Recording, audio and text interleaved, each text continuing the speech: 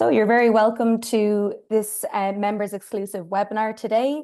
We're on the 23rd of April here looking at the PALAS Engagement Grant. I'm Orla, I'm the ECR officer hosting today's chat, and I'm joined with my co-host, as always, Dr. Nidia Alvarez Armada, our diversity officer, and I have Sanjukta Chakravarti also here. So thank you so much for joining, Sanjukta. So first of all, in terms of the general layout and process for the grant, normally our budget includes general individual grants of £5,000 or the equivalent in the country in which you're applying from. So it can be dispersed within those funds in that currency. Under very particular exceptional circumstances, the budget can cover up to £8,000, but that really depends on certain circumstances. And as always, we encourage you to reach out and contact us perhaps before applying for more than the usual budget amount for this grant. Grants can support either a standalone complete project, or they can be a proof of concept that's building into a wider project and sort of formulating the groundwork for a larger bid elsewhere. We wouldn't recommend as much to use them for a top-up of a project that already exists outside of the project that you're applying for. The applications are welcome, of course, from any country, and an applicant from any nationality are, of course, welcomed to apply. And the proposals must fit within the charitable aims of our association. In terms of preference given to these applications, it's generally for a single purpose, and we particularly encourage applications for innovative aspects, such as engaging with new media, and of course, especially cases that will disseminate good practice. We also encourage applications aimed at supporting different groups, but particularly underrepresented groups in paleontology across the board. And every year, our annual application deadline is always the 1st of September, and the funds are normally available around the 1st of November of the same year. The awards themselves are then announced at our annual general meeting, which usually occurs at the end of December.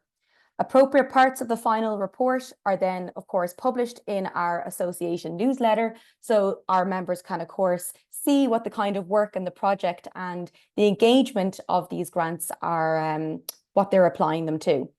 Applications, of course, then must be submitted electronically via our webpage. If you are a PALAS member, you should apply on the webpage with your login details already accounted for. More detailed information, that's a very brief overview of the engagement grant. And of course, if you want more detailed information, especially ethical considerations with your engagement grant, they can all be found using this QR code here.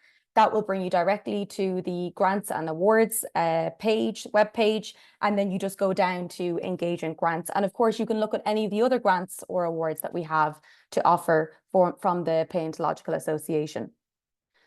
But of course, today we're talking about the engagement grant, and I'm very happy to invite Sanjukta Chakravarti here from the State Natural History Museum in Stuttgart in Germany, and Francis Lynch, hopefully who will join soon, from the Electric Voice Theatre in the UK. So Sanjukta is a postdoctoral fellow here in Germany, and Francis is an artistic director, composer, and a teacher and a singer at the Electric Voice Theatre and various other companies that she is associated with. So with that, I'm going to end my presentation and invite Sanjukta to, if you can, share your slides now with us so we can discuss your engagement grant. So you have about however long you need, maybe 10 minutes or something like that. And then we can take some questions after. Sure. Thank you, Orla, for the nice introduction and the very important slides. So I'm starting to share. Just let me know if you can see it.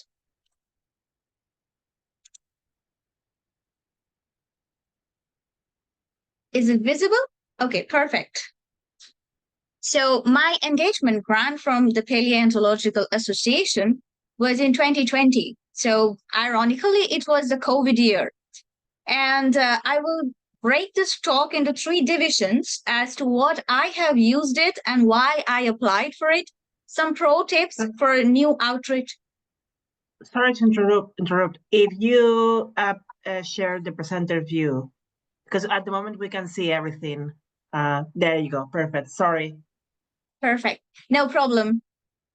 So, yes, my title was Museum on the Wheels. So, as some of you might know, and some of you might not know, I'm a citizen of India. So, I belong to a country whose GDP is very low, and the majority of the country is extremely poverty stricken, and the awareness of paleontology is very, very low.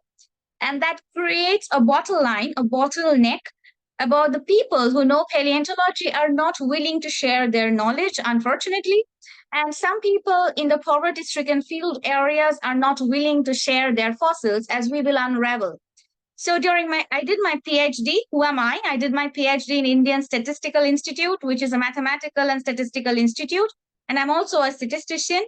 And now I'm doing my postdoctoral fellow in the iconic Stuttgart Natural History Museum, where many of my fellows of PALAS are also belonging there. And it's great to be there. And so this was the logo that we originally designed. So our idea, or my idea, was it's a museum that can travel to people. When people cannot come to a natural history museum to see the fossils, to gain awareness because of money, because of logistics, because India is a subcontinent. And it's not possible to travel easily. Transport is not that good. People who have stayed in Germany, in UK, you have way better transport than in India. So why not we as paleontologists reach out to them? So that was my initial concept. So this was the logo that we designed to promote this project from UK. And then this was the aim of the project. First, to raise awareness of the fossil sites, because one of the major problems is that the fossil sites in India are extremely poverty-stricken areas and houses the indigenous tribes of India, like the Gonds and the Bhils, the name from where Gondwana came, the Gond tribes. And they pray to the fossils. The fossils are the gods to them. And it's not easy. It's life-threatening to go there and excavate from their lands, because they are not willing to share their land. They want to show you that you are taking perhaps gold. They are not aware. And there is a lot of private extortions going on in these areas, a lot of activism going on in these areas. So it's not easy to go there.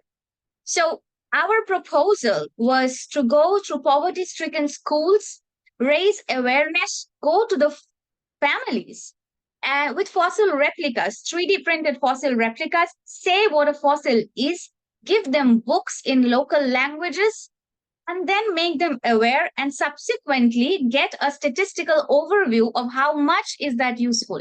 So this was the plan of the proposal, the goal of the proposal. So that's why the name, when you cannot come to the museum comes to you. So what we did, this was the big hoarding.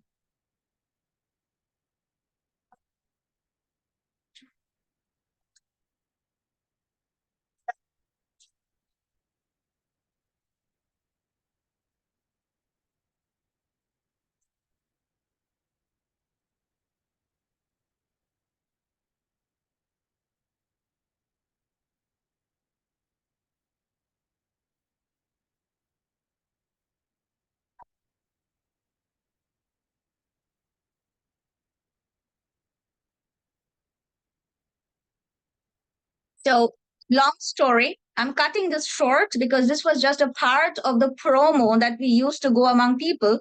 Fortunately, the language was not a big barrier for us because me being more indigenous people, I can speak many languages. Also, one of the major constraint is that India is a land of many gods. There are 33 crores of gods which people pray. And each people think fossils are one of the gods. So you must be very, this was the prime object. And for that, we needed the unity in diversity of India. So we literally needed to plan every step of it, which required a lot of logistical and financial support. which was not possible without the engagement grant, if I may stress on the fact. Now, if you see the demography of India, you will see that it was the second, when I applied for the Palaeontological Association grant, the engagement grant, it was the second most populated country, just next to China.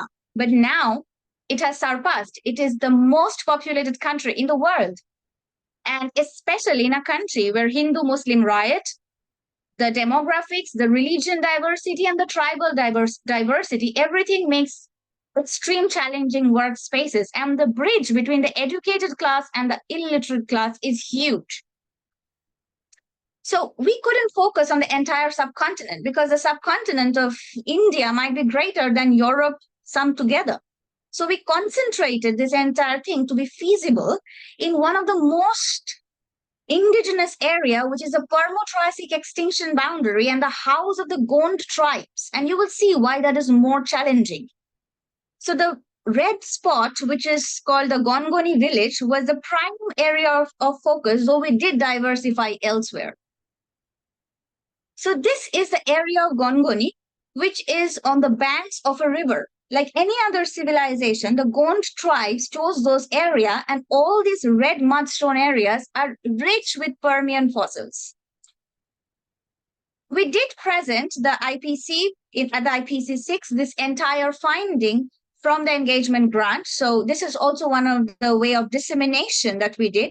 And this was the terrain where we banked our museum on the wheels into, because I am only showing you the topology for you to understand. Within this canyon area, this is called the Canyon of Bengal. Within these canyon areas lives the most poor people, along with the most pristine Pliocene mammal fossils. And just 1 kilometer south, you strike the boundary and one of the Permian exposure. So this is a very disembarked tribal region. One of the field sites to show you, and the temperature here is always more than 45 or 47 degrees Celsius. So what we did for the people. So here is a story. I'm not going into the detail of the story, but we collaborated with animation industries and set them to build up the storyline. The storyline comes from the epic of Mahabharata, so we do not harm the religious sentiment of the people. Where there is a character, this character with this kind of dumbbell in the hand is called Bhim. And he kills a demon called Bakasur. Asur means a demon. And the legs of Bakasur are believed to be the wood fossils. Because this is a local belief among the people. So we encashed that belief. This, I'm not going into the detail. If there is time more, I can show you the film that we did. But this was the film that we produced. And subsequently, we engaged with the local people of how much they learned in the local dialect about the fossils. You won't understand the language because this is the original Gond dialect. And they are telling that we are afraid to give you the fossils. They were not willing to give us the fossils for study because we're afraid that the gods will punish us. And with the cartoons and the 3D replicas that we built, we help them understand that, look, this is a scenario and these are not gods. And to make myself more distinguished and that, yes, they believed it, I can show you the next slide. So behind, there is a deity, a much revered deity in India called the Mahakali or the Kali. And you can see this man who goes and prays to the deity is carrying a wood fossil. There are immaculate wood fossils there. There are immaculate Pleistocene mammal fossils there. And the Permian-Triassic boundary is just 2 kilometers away from it. So these tribal people are all there and they're all giving fossils to the god. Another picture will make you understand more. So yeah, the destructor is the god, the destructor of the demon. And everybody knows that people are happy, the power-pleasing attitude, because they don't have money for getting their diseases treated. They don't have money for education. And so they think that if I pray to the god, and if the fossils are my god, then if these girls are taking away the fossils, then our belief is being harmed.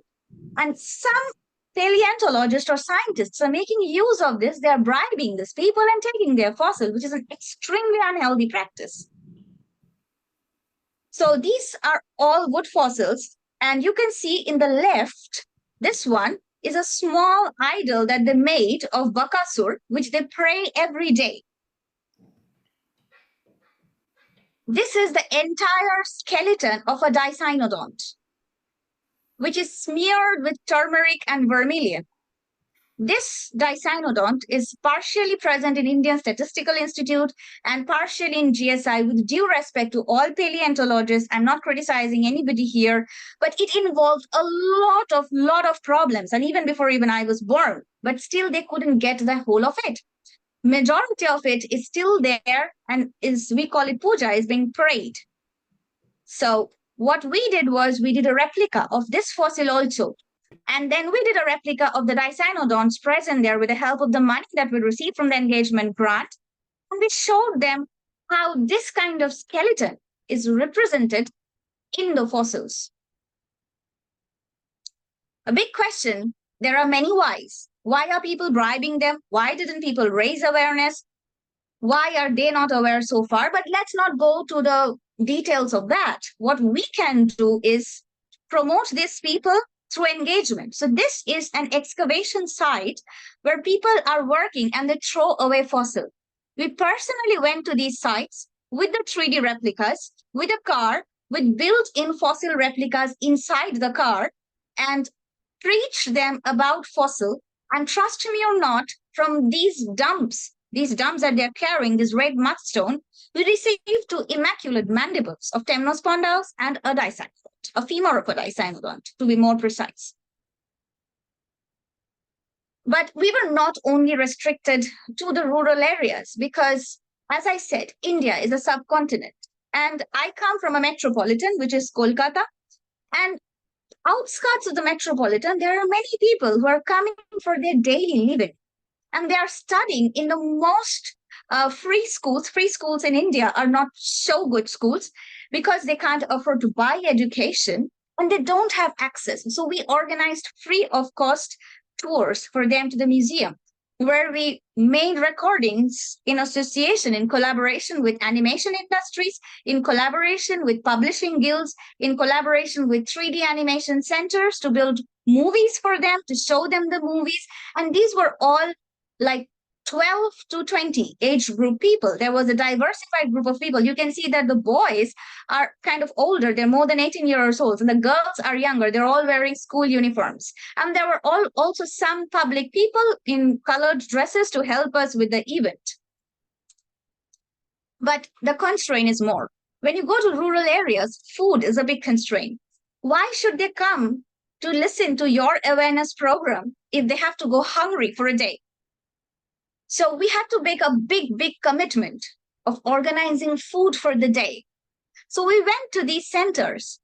We taught them. This is one of our team members who worked with us free of any charge. We're very grateful. She is a mathematician. And we organized food for these children, educated their parents also. So in the corner, you can see a grandmother speaking, sitting and drawing the fossils also and writing about what are fossils to save their grandchildren, because elder girls from remote areas are not always allowed to come out in public. And the heart-touching moment, I think everybody of the association will also be touched by this gesture. I had to show this slide because one evening after all this was over, girls started covering their heads because they wouldn't come out of the house. They were not allowed to. And these are girls who are just 13, just going on to their menstruating age.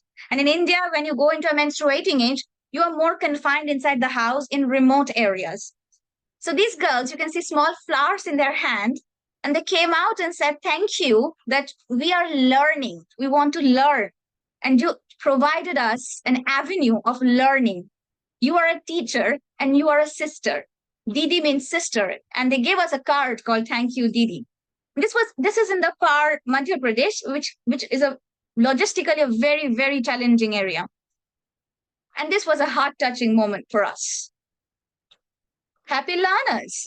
So among those masks, there were 3 girls who wanted to pursue their careers, and they took up science, for their academic studies. I don't know how this international community will react, but only for this engagement grant, we could show them the replicas, and they are studying biology now in their higher secondary standards, that is a grade 11 and grade 12 in Indian education system, and they aim to be biologists or paleontologists in the future to aid in their area for the advancement of their area. And to me, that's a great, great achievement of breaking the barriers of decades as a young paleontology. We did organize in active schools also, because I felt there is a big hindrance and gap between the people and the society. India is more of a tech country. People are pushed into mathematics, sciences. So we brought things from the lab, from my PhD lab and various other laboratories with minimal charges from the engagement grant, organized microscopes, gave children slides, and kind of coordinated them with living counterparts of the things which are available. For example, when we showed them a temnospondyle histology slide, we correlated them with a temnospondyle salamander or a small newt or a small frog. And you can see the excitement in these children's face. And we did it throughout the middle rank, throughout the Tropic of Cancer, because that's one of the most poverty-stricken areas of India. This is one of the heart-touching pictures, what we had to do. We had to organize food. We had to give them lunch and dinner so that they engage with us, so that they learn, and they happily learn without being aware of the hunger that they face every day, without working as a can raise the fossil of the country, the fossil resource for the international community. I think I am happy, but all paleontologists are happy. We are happy that they could concentrate on learning and forget their hunger for at least 2 days to 1 month. One of the kids wanted to work with us, so we were very happy because her mother wanted to help us with the engagement grant. Her mother was extremely expert. We met her in the field area during one of our dissemination seminars going there, and her mother said that it will be challenging for you to go to the tribal areas. I will help you, but you have to give my child food every day. So we did organize that, and her mother was there to help us with it. What did we do with the results? That's important. So this is my small team. They're all research fellows. These 3 research fellows, student of mine, did help me from morning till night to organize this with all the difficulty, work-life balances, everything. And there is a severe lack in public interest also, which we had to overcome. As a woman, it was even more difficult. And if you can see, this was our car that we hired for the entire time. We used to load this on top with fossils, as you saw it in the model. But unfortunately, taking fossils on top of the car and taking picture is prohibited on the highways of India. So we couldn't do that. It's strictly prohibited on the big highways where the big trucks are coming to take pictures on middle of the road. But this is the car which we hired for the purpose. And we did a lot of public engagement with it. But we also published a book in the native language, which is called Monisha's Pathorer Bone, which has active drawings, like kids' stories for the kids where they really want to explore fossils, where a kid is coming up, dreaming about fossils, and which is not a demon, but a real-life fossil. And this we did in collaboration with University of California, and we were, with the help of the engagement grant, we could bring paleo artists and artists for the drawing part of it. We did organize a huge lot of symposia in the native dialect, bringing in speakers for dissemination. And we did organize a big book in English and in Bengali and in one of the tribal languages, which is called One Flew Over the Gondwana Vertebrates. This is exclusively based on the funding that we have received from the engagement grant. And I'm very, very thankful to Palas for it. I'm extremely grateful. I know no words because I often get emotional when I say you how well this book has been received from the kids to the secondary schools in India. These are some of the happy faces who had sent me very nice thank you cards. And they had written a message called "Thank you, Didi." Didi means sister, and "Thank you, Palaeontological Association, Didi," without knowing the meaning, what they tried to mean. But these are heart-touching moments, I think, for people who are actively engaged in outreach programs. We wrote an article in the news, the local vernacular, to help people get aware of it, to help stop mafia engagement in this region, which destroys the fossil, to stop with due respect to all Indian paleontologists, to stop other paleontologists from stopping access to already collected fossils and from bribing the people and taking away fossils illegally. We wrote and we published this in the most popular vernacular. And we could only do this because Palas promoted me to do it. And it was a support that we really needed in that time of crisis. So thank you, Palas, for this big support, for reaching out to a developing country, for reaching out to the indigenous tribes of the world, and for the fossil heritage of not only India, but the world. With folded hands, I thank you all. And last but not the least, if anybody wants to know the pro tip, I would say, show your feasibility of the project, how much feasible it is, be practical, try to engage the media to it so that it has an international audience hearing you out. We all need to hear out and stand by each other and give the demographics so that we know what is needed. And that's the biggest honesty that I did while writing my project. I was not a very experienced project writer, as many of my friends know, and this was one of my first international projects. And thank you once again. Thank you so much, Sanjuta. I think that was a very inspiring talk, and so wonderful to hear that you were able to disseminate so much science communication through many different native languages as well. It's really, really amazing. I have plenty of questions already that I've written down for you, but I'm going to hold off and wait. We have Francis here now. So Francis, it was so nice that you were able to join us. Thank you for it. Yep. Thanks. So nice to see you, Francis. Yeah, sorry about that. It's madness trying to get in, but I don't know why. But anyway. Don't worry. You won't be the first person that's had issues, and I'm sure you won't be the last. So no problem at all.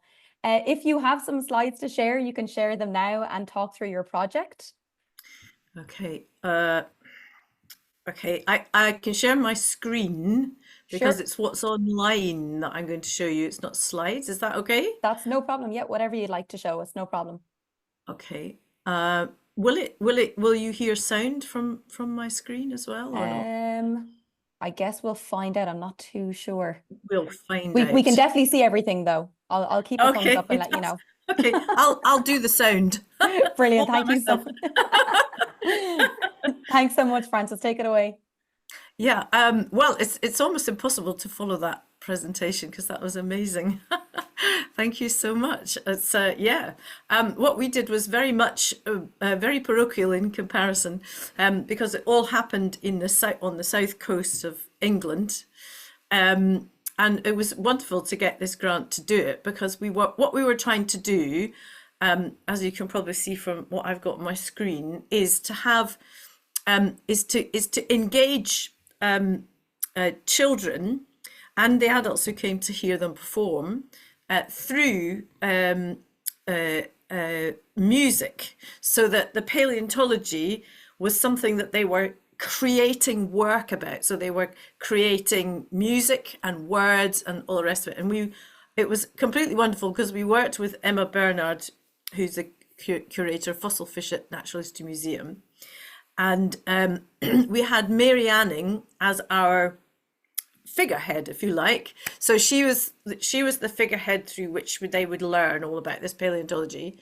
And she's a wonderful figurehead to have because, of course, really she tells you that you could be anyone and you can be what you want to be. I mean, she's just an extraordinary role model. And I really think that's important. A lot of the times, certainly we work in a great deal of different sciences. So we do this kind of project with different sciences. And it can be very difficult to find, in some sciences, it can be very difficult to find women who don't have a posh moneyed background in lots of ways. So it was wonderful to find her and to look at that. We did tell them about other women as well. So we weren't just focused on her, but that was the kind of headline, was Mary Anning, and that we were going to write this mega song about her.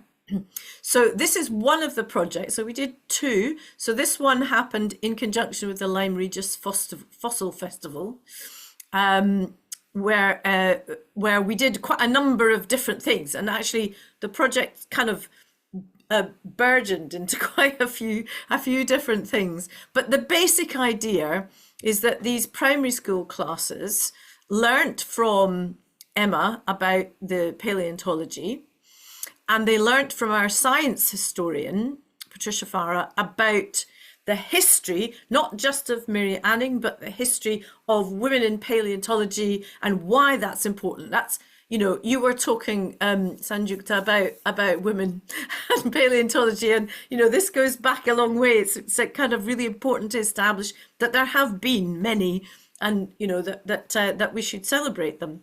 And we also worked with another composer. So I'm a composer myself, and we worked with another composer. And this is really important. She is from the area that the children live in. And we very often try to make those geographical connections. Emma is quite well known there because she does a lot of the Fossil Festival, when the Natural History Museum stalls. So quite a lot of the children were already familiar with her. So that worked quite well in that sense as well.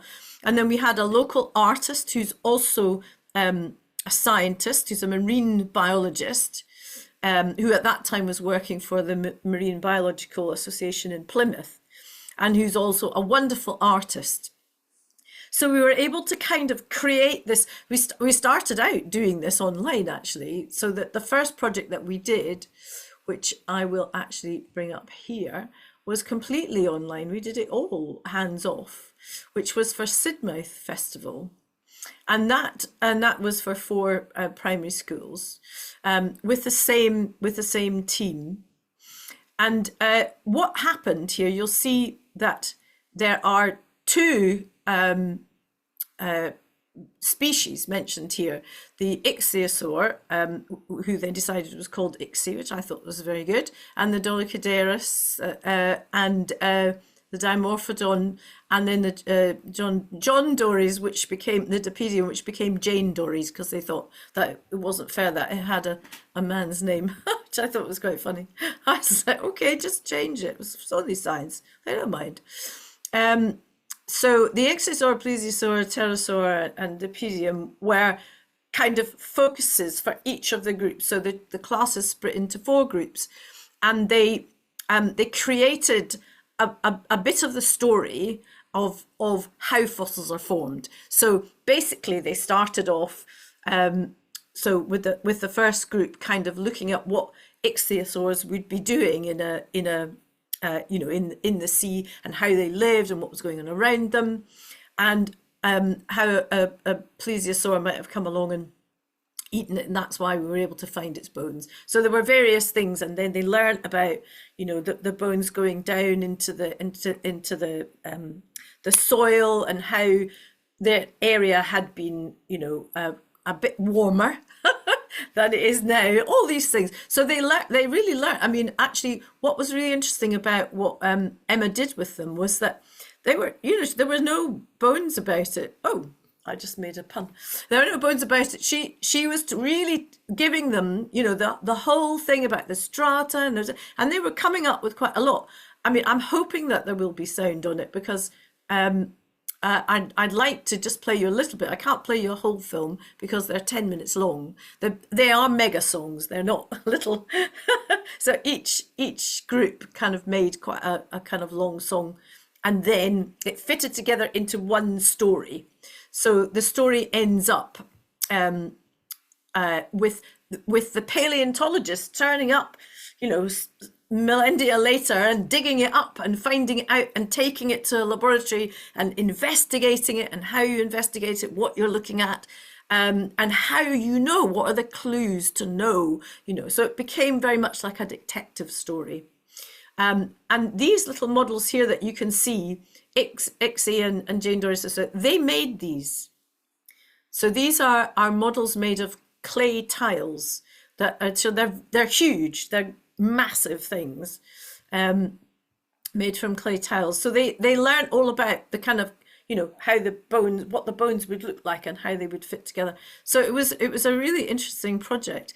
And the great thing about these things is that what we've found very much, I mean, obviously I'm a composer and a singer, and I'm also a bit of a science nut. So for me, I love projects like this, but I think the really important thing is that the children really learn the science. So they will never forget what an ichthyosaur does, because they've created words of their own about it and sung about it.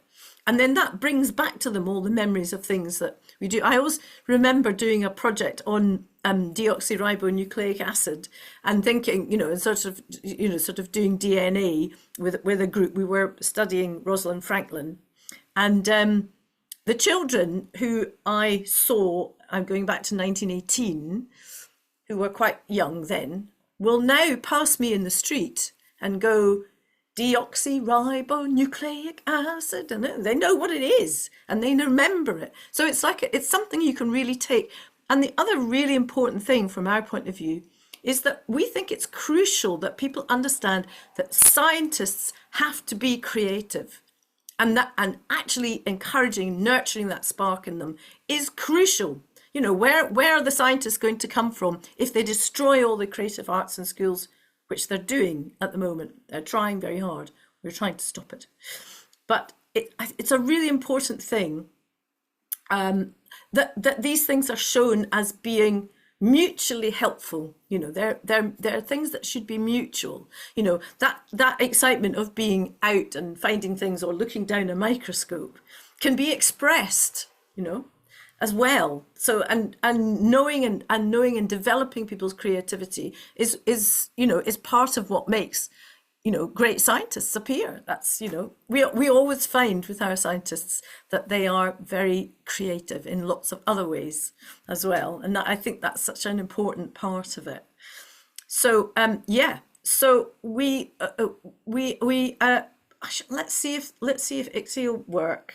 Let's see if you can hear him.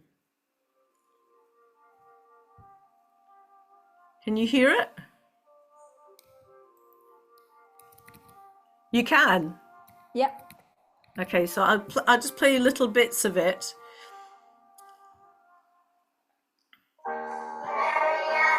So, chorus.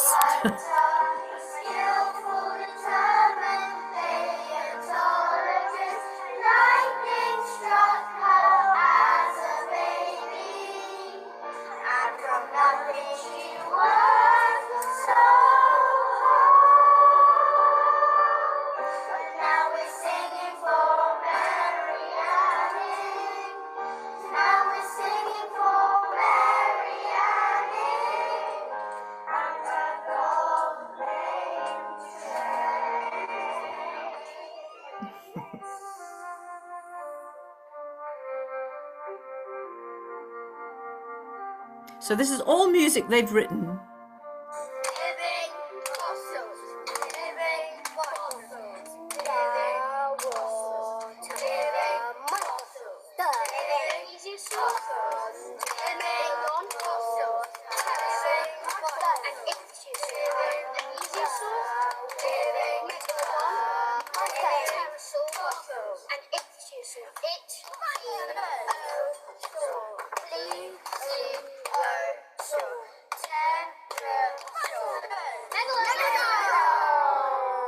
They like the megalodon, so I get that. A long, long time ago, about 200 million years, in fact an ancient dinosaur was walking on land. And in the warm waters of the equator, a fish lizard, Ichthyosaurus, or Ixie, was very much alive. She could smell, taste, hear and touch her food.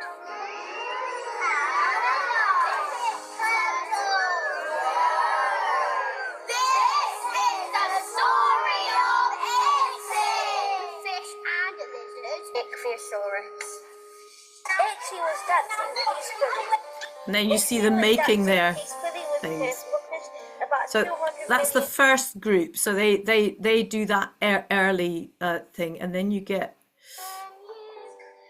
For Mary Anning to free her with her basket and hammer.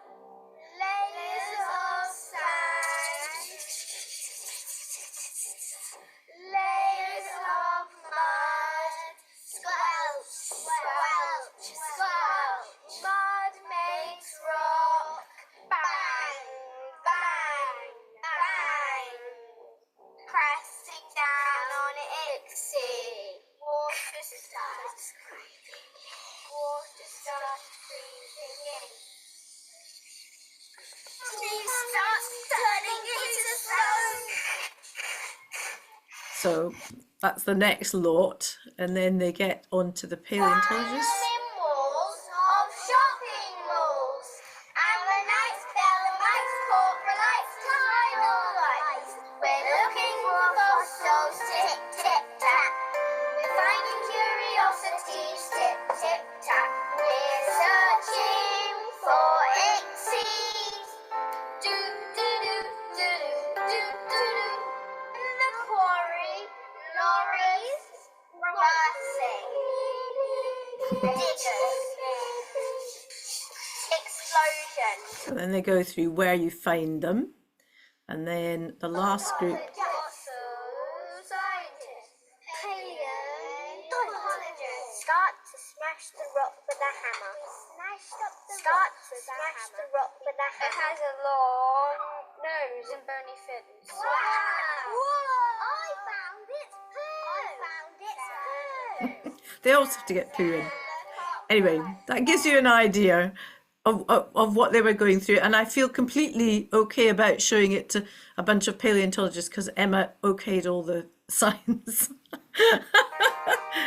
But yeah, so Mary Anning was a fossil hunter, a skillful, determined paleontologist. Lightning struck her as a baby, and from nothing she worked so hard. But now we're singing for Mary Anning. Now we're singing for Mary Anning and her gold claimed train. so that was all recorded online. So I recorded the whole thing over Zoom. I still don't actually know how I did that, but I did, and put it all together. So it was and every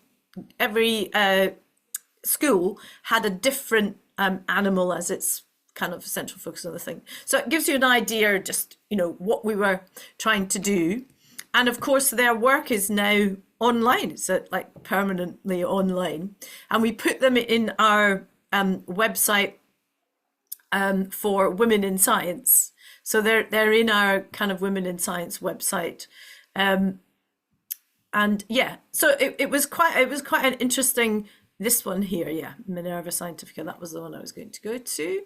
So they're in the schools pages of Minerva Scientifica, where we do all these kind of projects with different ages and so on.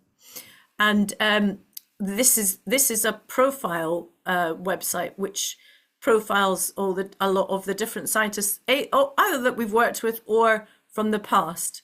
So it's kind of a mixture of important people and people who keep saying, "Why am I on here? I'm not important at all." So I'm not allowed to call them that. But that's the idea. So the whole thing has been made to kind of reflect the work that women do and really promote the work that women do. And we do this through these kind of projects. And to be able to, it's wonderful to have this grant. And I should just, just to make it absolutely clear that we did have your stuff here, look. And it's on the videos as well. To do it, because also it felt like when you're a creative, when you're doing creative projects and you're not a scientist yourself, you can sometimes feel, is this the right approach? Is this but it's really clear from the enthusiasm of the teachers, the children, and how they work together, and also the scientists that we work with, and in this case Emma from Natural History Museum, that these kind of projects are really important because they reach out in a way, in a very impactful way. So it's not like just doing a show, which we did do as well. We did a show and we did a kind of competition for children to write a song about Mary Anning for the unveiling of the statue, of our statue in Lyme Regis.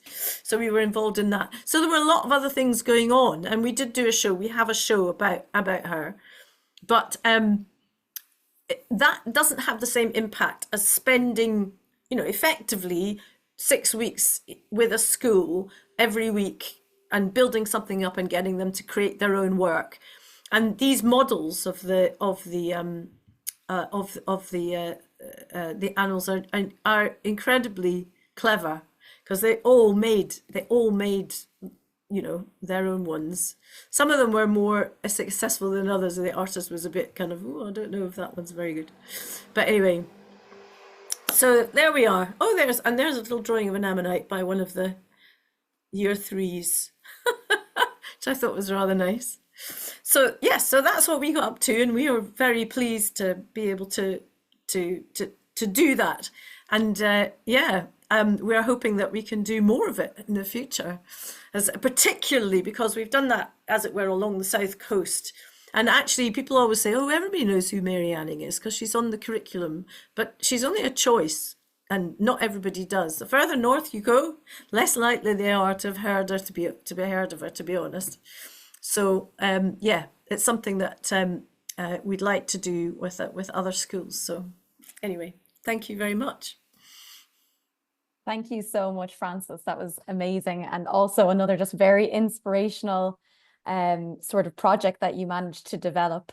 And it's very nice for us who sit on the association to see these grants come into fruition and see the outcomes, some really positive outcomes, especially for local people. It's something that I noticed from both of yours, is working with local communities around you and identifying gaps there within your own local communities and bringing paleontology to them, which is really nice to see.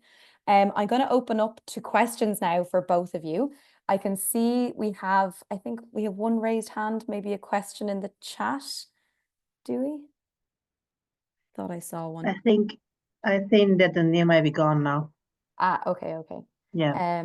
But if anyone wants to ask any questions, just drop them in the Q&A. Yes, please so, do. Yeah, we can address them as we go.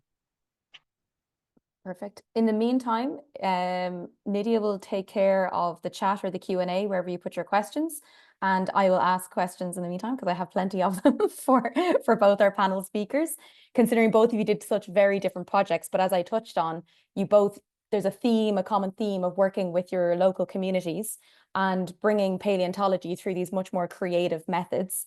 So the first question I wanted to ask to both of you, whoever wants to answer first, is, in terms of developing the project, was it something that you were thinking for a while, in terms of you saw the gap in terms of the knowledge there, or was it something that you collaboratively undertook with a team of people that you were sort of in discussions with about bringing some kind of paleontological science communication to your communities? Frances, maybe if you want to go first, if you have any insights for us. Well, this is something that I've wanted to do since 2013.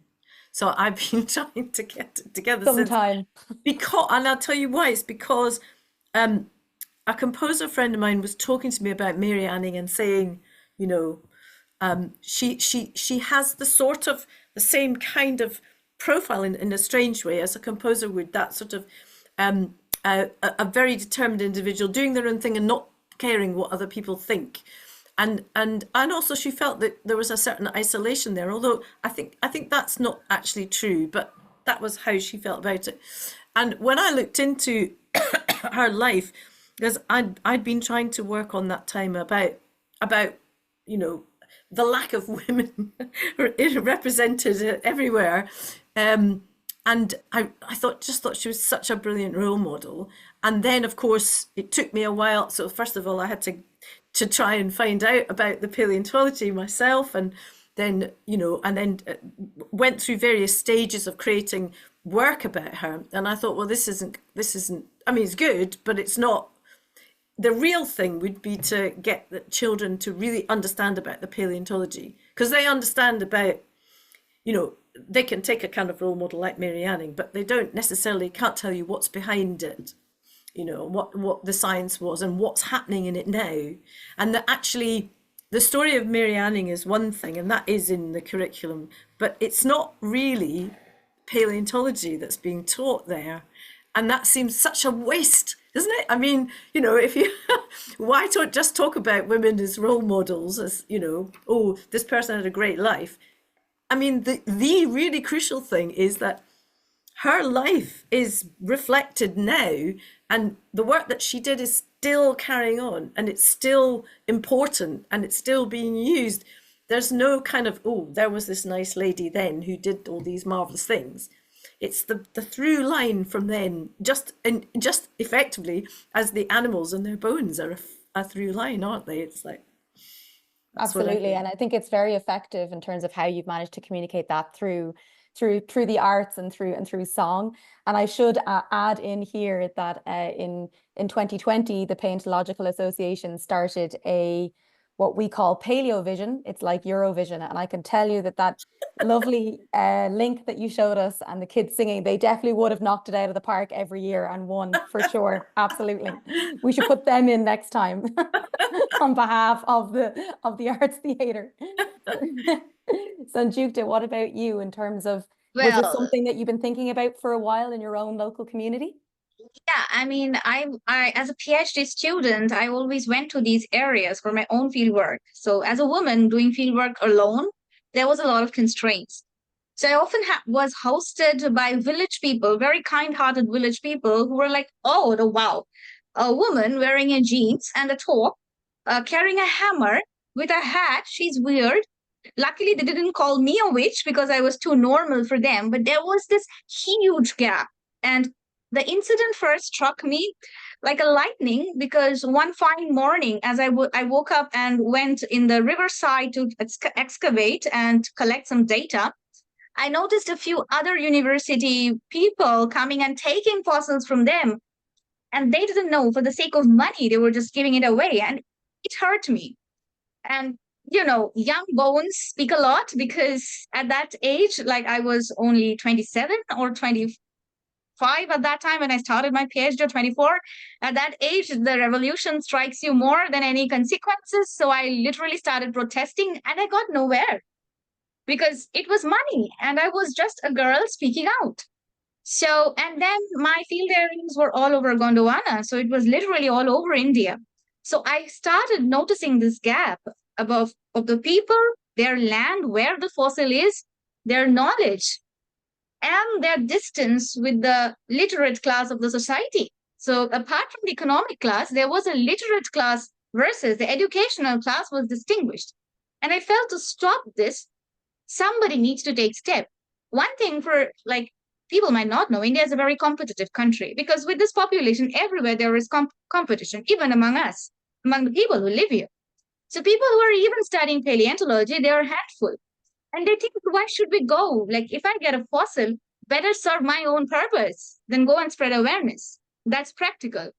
So initially, I started the funding with my little money that I had personally. But then I felt that that's super impractical, because then it's literally that I will go without food. Rather than helping the others, it's a crisis. So it had been my plan. During the COVID times, things turned really bad, because these people were more struck by the pandemic than any of us around the world. So at that time, they were frustrated. Their women, as it is, the women were not outside into the society, actively participating. The children were not getting access to the most modern education. And instead of progressing, they were retrogressing. They were more into the belief system of gods and goddess and praying to fossils, because it's impossible for them to believe something else. So I felt, at least for once, let somebody give it a try. And it was like super, super encouraging, because as a paleontologist or as a field geologist working in those areas for the past 10 years, if not more, this was the first time I saw a positive impact when young girls or adolescent girls are coming out with flowers in their hand, digging fossils.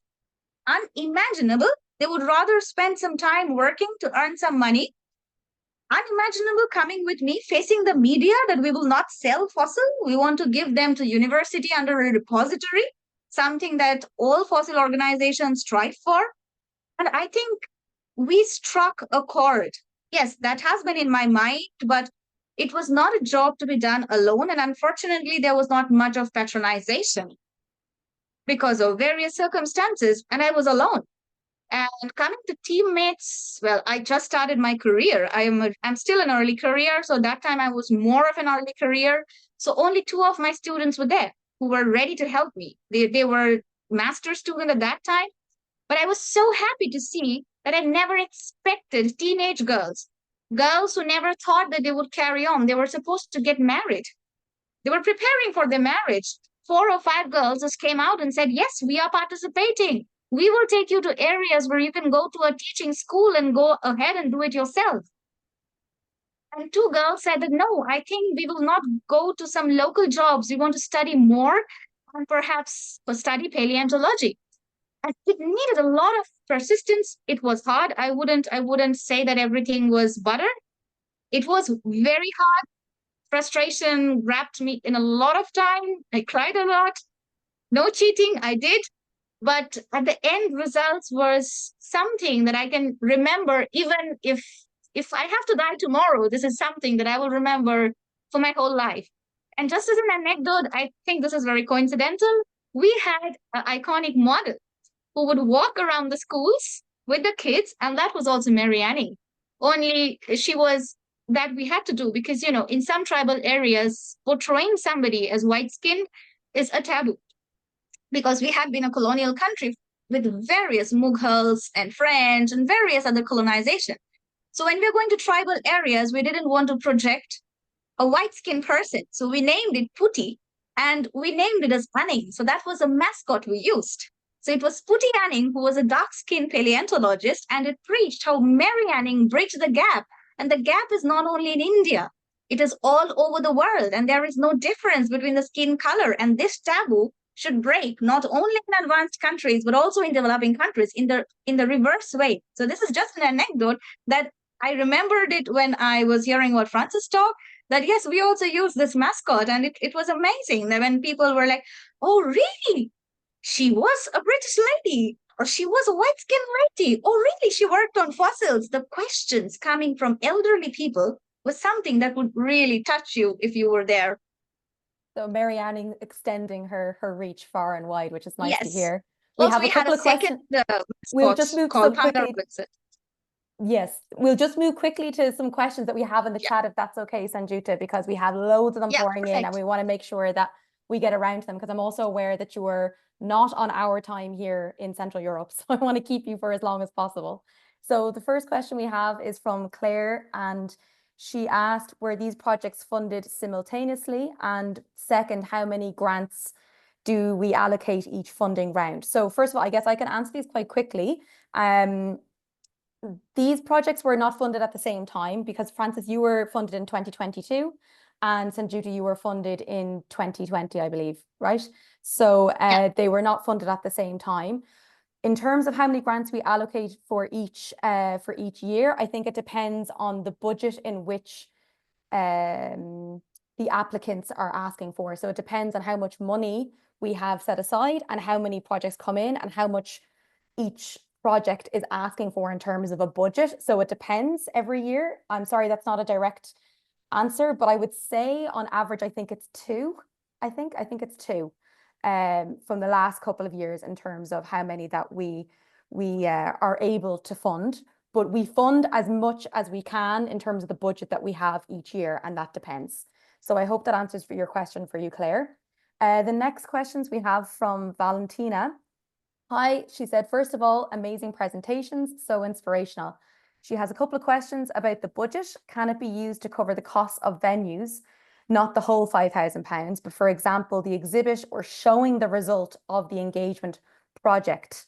So we'll take that first question. There's a couple here. So in terms of cost of the venue, I believe so. Sanjukta and Francis, I'm presuming both of you had to use venues at some point. And did you use part of that budget allocated from the grant to cover the cost of any venues that you used during that time?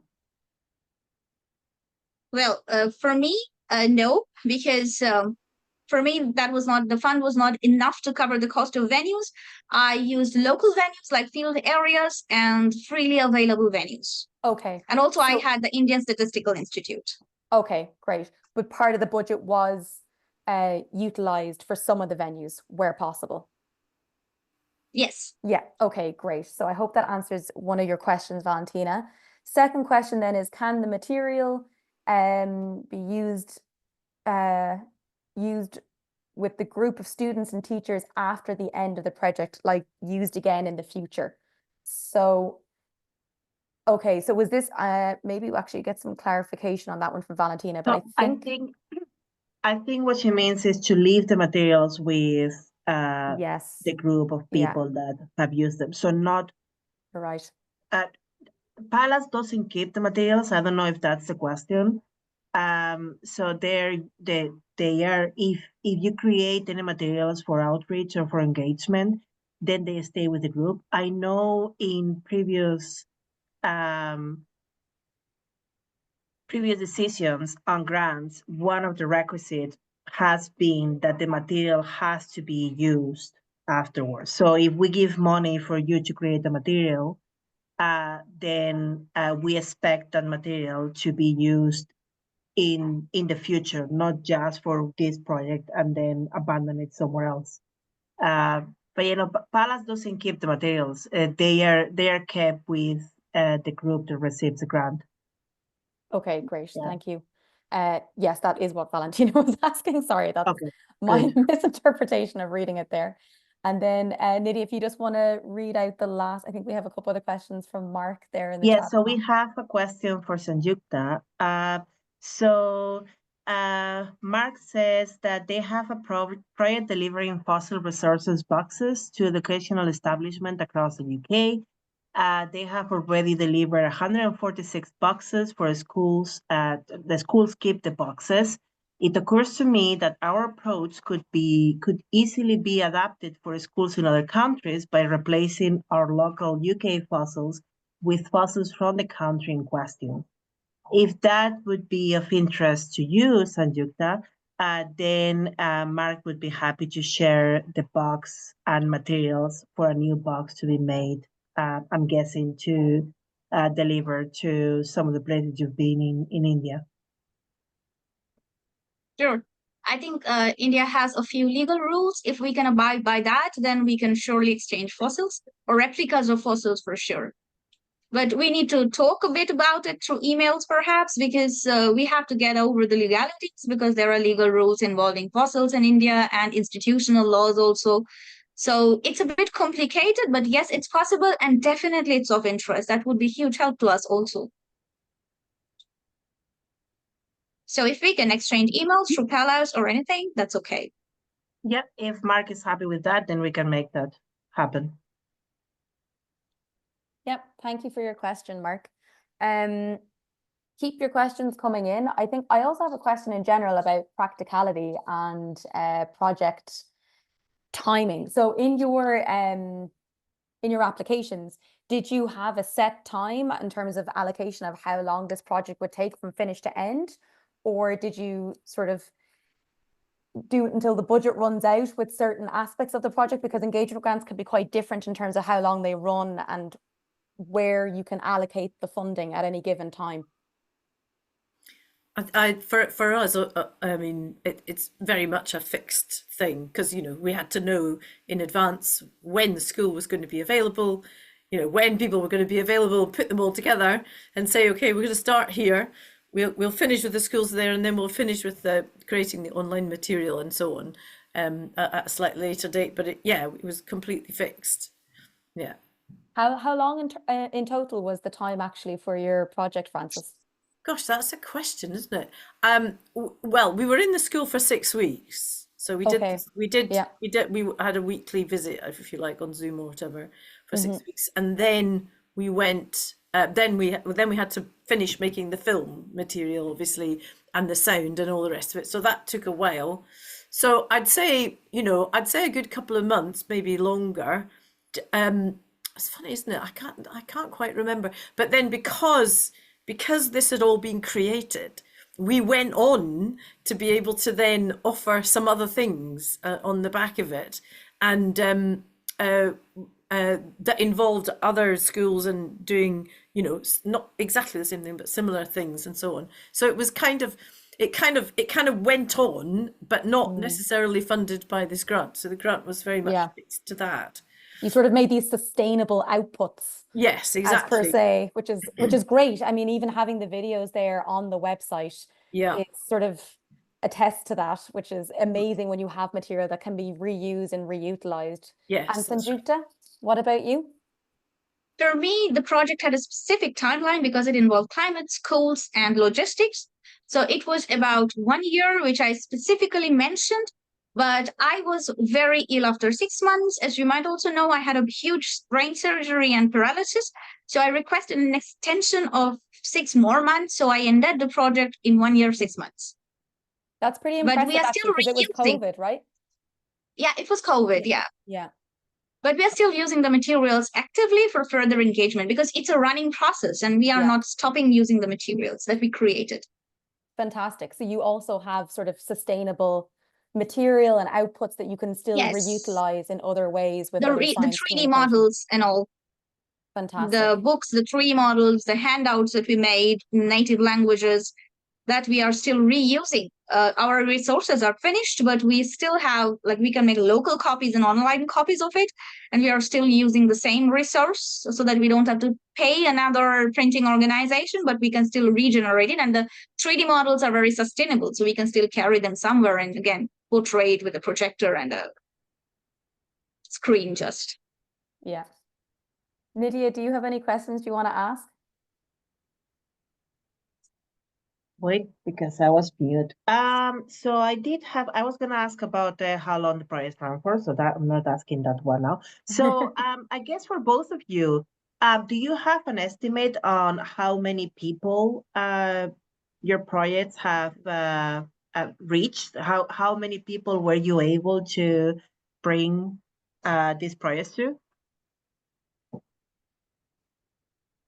Well, for me, I had. Oh, sure, Francis, you can go ahead.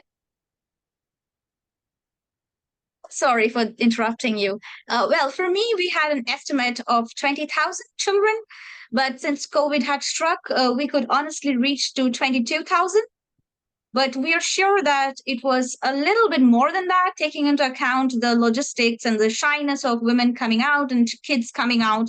So we estimate it was around 27 to 28,000. Our estimation was 30,000. So we positively have the statistics of reaching to 22,000, including local and urban areas. But we hope that it's a little bit more, but that's the part of statistics that is uncountable for us. We are unable to count that part, but we have received emails and their response sheets from people whose names were not registered. So we take into account that it had percolated those areas who were too shy to come out and register. I think it is impossible, isn't it, to estimate, because obviously we worked with a specific numbers of kids. So the children who did the project with us, of those, there were several hundred. But each of those projects was then performed and shown to all the parents and the community and all the rest of it. So it's impossible to know. And since then, of course, the videos and all that kind of stuff have had loads of hits. So it's kind of impossible. But I mean, I certainly 1,000, but I don't know how many. I don't know how many exactly. It's very difficult to work that sort of thing out. Wow, that's quite incredible. That's actually a huge number. I'm quite surprised by both of them, but it's actually not surprising in terms of the outputs that you had and what you were doing. It brought in a lot of people and a lot of children in both cases. So it does make sense who you're collaborating and working with. You're able to bring in lots of different groups. On on that point, something that I wonder is with giving advice to the people that are here, the participants in the audience, what's the one thing that you would urge them to sort of prioritize with delivering the project? Because both these projects are clearly very well set up with different people and different networks in order for you to deliver the outputs that you got from your project. So is there any bit of advice in terms of how you make sure you can prioritize getting those outputs to a point where you see them with the videos and the books and the models that were created? Francis? Gosh, what do you prioritize? It's the people. That's the priority, isn't it? So, you know, obviously, if you're working with schools, you have to. They come first in terms of what their needs are and what they can do, and you know what they can put in and all the rest of it. That's critical. But it's also about getting the right people to work with you. You know, obviously I couldn't have done this without a paleontologist and you know all that kind of thing. So it's just finding the right people who've got the right enthusiasm and the right kind of, you know, feeling. I mean, finding a marine biologist who was an artist was a dream, you know, who also was wonderful with the children and you know, all these things. So it's just about finding the right people and then getting the schools, if you're working with schools, really getting them engaged. You know, that's actually can be quite hard, especially, you know, heads in this country have a lot going on. That's probably far too much. And it's getting the head teacher engaged in the school that really counts as to, you know, how much the school will really engage with what you're doing. Yeah. Yeah, very good answer and good point as well. It's really the people that you are reaching out to and hoping that they're at least on board to help motivate the project in general towards who you're aiming at, targeting it towards. Sanjukta, what about you? Well, I would really advise anybody who's wanting to apply for it to identify the gap and to specifically distinguish the group of people where the gap is and what they really want to put in front of the people to bridge the gap. I think, like as Francis has also said, to point it out very specifically, because that gives the edge and the clarity about what we are achieving, and to engage as much as possible the media or I'm not saying that it needs to be a popular media, but like the schools and the colleges or their bulletin boards, to prioritize a little bit of dissemination so that it reaches out to a wider spectrum of audience rather than the audience whom you targeted as an applicant, where the gap is, so that as the gap gets filled, the process also leaches inward or percolates inward to other communities as well. That's what I did, and that's what my suggestion would be in general. Nydia, do you have a question? I'll have one last question after this, and I won't keep them any longer. Well, I'm not going to ask anything. I'm just going to say that what an amazing set of talks and projects. And this is a feeling that is passed by the attendees as well on the Q&A. I think everyone is super inspired. And just from me, just to say thank you, because I loved every second of it.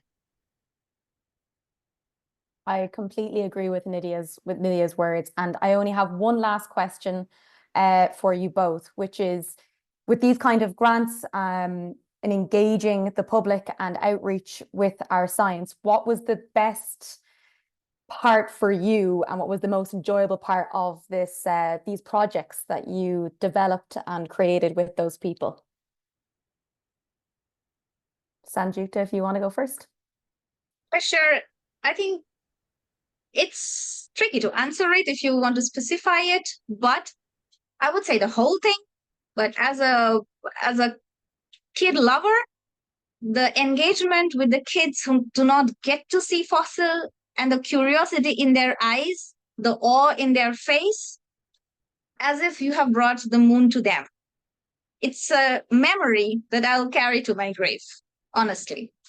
And that girl, that 4 kids who said that they will study more and not get married now at the age of 20, rather be a paleontologist, is another most memorable thing apart from that, yes, everything was very memorable because it was one of the hardest projects I took, harder than my academic projects.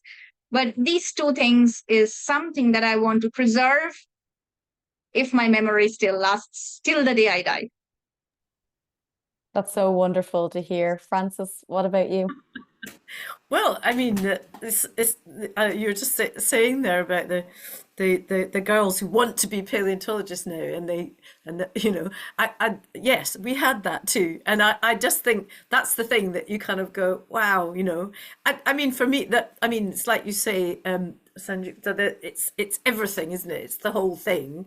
But there are moments that you remember, like the first time you see a child's face light up when it suddenly goes, oh, this is what it's about. Now I get it, you know, and just, you know, just the joy that they have in finding out these things, the joy of knowing, you know, feeling that they are knowledgeable, and they're not just people who are going to the beach and you know, finding a fossil. They know what it is, and they're able to tell people. They feel knowledgeable, so they feel empowered to, you know, we know this, and it's a lovely thing to see. It's just, and of course, I mean, I'm a composer, so there's nothing more wonderful than to listen to children singing. It's just wonderful. So